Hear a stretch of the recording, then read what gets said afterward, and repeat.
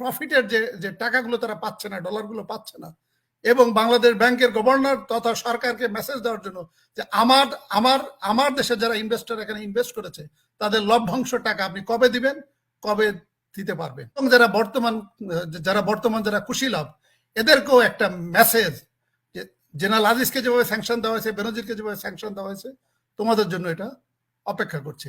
মাথা যে এটা সরকারের সম্মতি ছাড়া এইভাবে সিরিজ আকারে ডক্টর বেনজিরের দুর্নীতির ওই যে নিউজ করবে। ডক্টর বেনজির সরকারের সাথে এত কাছাকাছি, বাংলাদেশের পুলিশের ইতিহাসে একজন বিরল আইজিপি, যিনি আইজিপি থেকে রিটায়ার করার পরে তাকে ফুল ফ্লেজেড 3 স্টার বা 4 স্টার সিকিউরিটি দেওয়া হয়েছে। এই যে দুইজন ফরিদপুরে যে ঘটনাটা ঘটলো, দুইজন ফরিদপুরে একটা দুইজন তরুণকে তাদেরকে হত্যা করা হলো। কেন হত্যা করা হলো? ভারতের নির্বাচন। কেন হত্যা করা হলো? আমাদের পার্শ্ববর্তী যে 11টা রাজ্য আছে, এই 11টা রাজ্যে হিন্দু মুসলিম যাতে একটা দাঙ্গা বাঁধে, বিজেপির ভোটটা যাতে বাড়ে, এবং ওইটা ঢাকা দেওয়ার জন্য কি করলো? মিল্টন সমাদ্দার নামে একজনকে 15 দিন দেখেন প্রিন্ট, ইলেকট্রনিক, সোশ্যাল মিডিয়াতে কি কত বড় নিউজ যে মিল্টন সমাদ্দারের মতো এত ভয়াবহ, এত সাইকোপ্যাথ মনে হয় বিশ্বের কোথাও নাই। মিল্টন সমাদ্দার অপরাধ করেছে, আমি তার পক্ষে সাফাই গাইছি না, বাট তাকে যে পরিমাণ সাইকোপ্যাথ বা যে পরিমাণ অপরাধ হিসেবে চিহ্নিত করা হয়েছে, আসলে সে অত অপরাধ, ওই পরিমাণ অপরাধ সে করে নাই। তাহলে এখন মিল্টন সমাদ্দারকে নিয়ে আলোচনা হচ্ছে না কেন? কারণ ওই তখন ফরিদপুরের ওই হত্যাকাণ্ডকে চাপা দেওয়ার জন্য মানুষের মনোজগৎটাকে মিল্টন সমাদ্দারের ভিতর ঢুকিয়ে দেওয়া।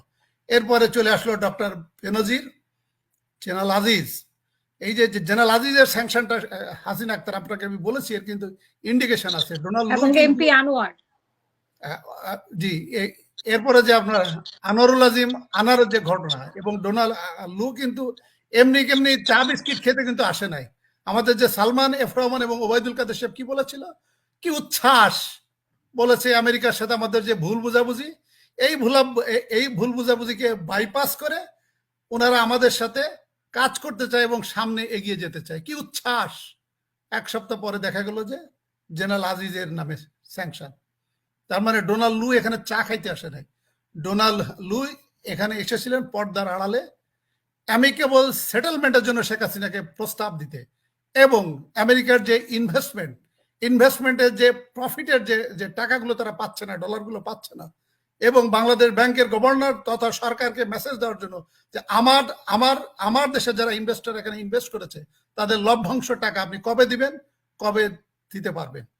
এবং ভারতের যে নির্বাচন, ভারতকে 6 মাস সময় দেওয়া হয়েছিল।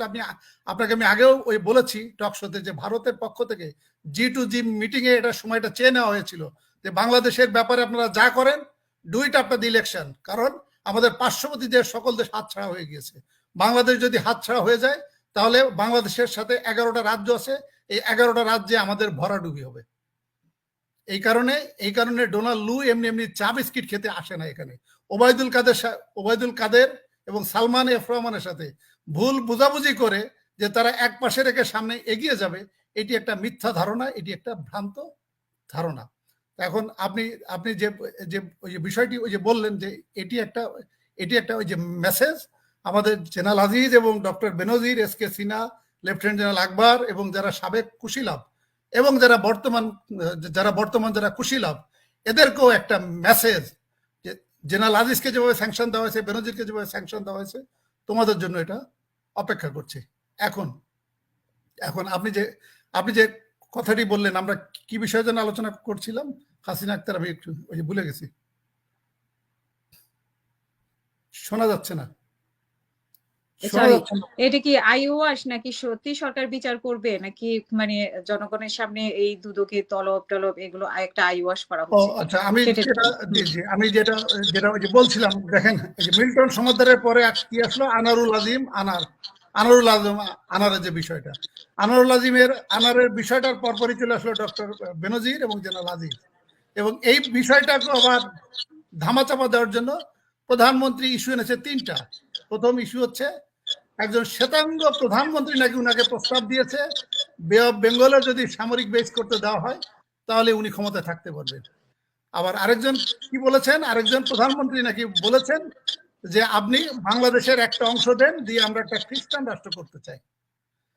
আবার আপনার গত 3 দিন আগে কি বললেন যে তারেক রহমান একটা কুলাঙ্গার, তাকে ধরে এনে যে তার যে সাজা হয়েছে এই সাজা কার্যকর করা হবে।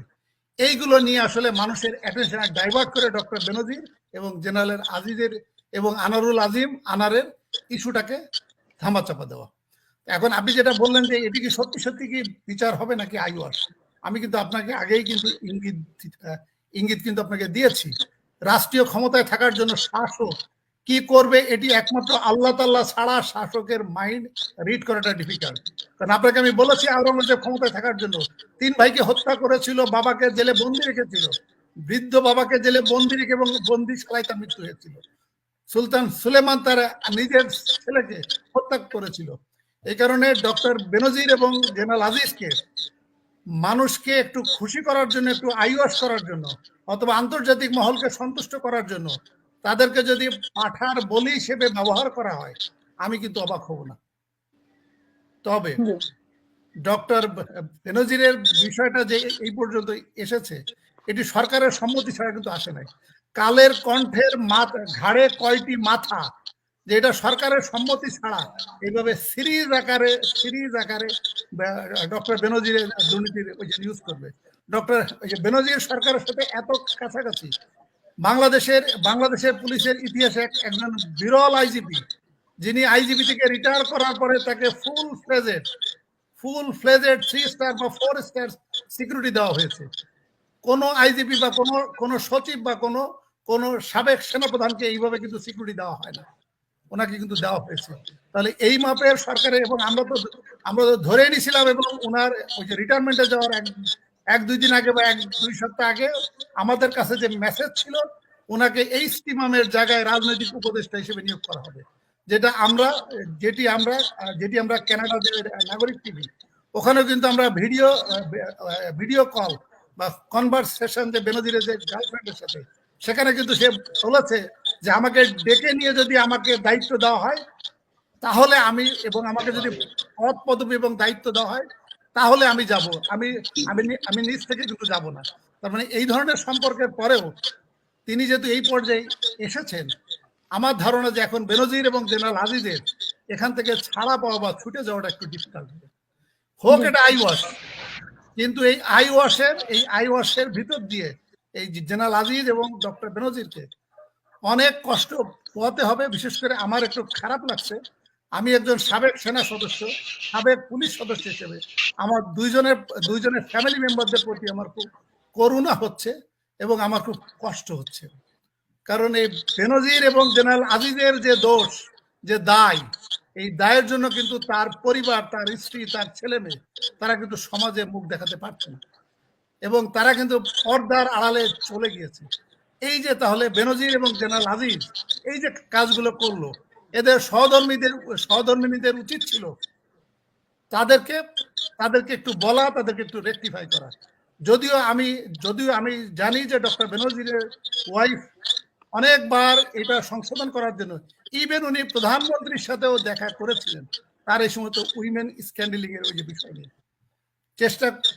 হয়তো চেষ্টা করেছে, কিন্তু এই general Aziz, SK Sinha, lieutenant general Akbar, major general Sarwardi, বর্তমান আইজিপি বা এই সমস্ত যারা কুশীলব, তাদের ওয়াইফরা হয়তো আমার ধারণার চেষ্টা করে, কিন্তু যিনারা কুশীলব তারা যদি কথা না শোনে, তাহলে ওনাদের জন্য যদি ওনাদের ওয়াইফরা সত্যি সত্যি যদি অনুরোধ করে থাকে, রিকোয়েস্ট করে থাকে, তারপরেও যদি এটি কাজ না হয়ে থাকে, তাহলে ওনাদের প্রতি আমার সমবেদনা ছাড়া আর কোনো ভাষা নেই। ধন্যবাদ।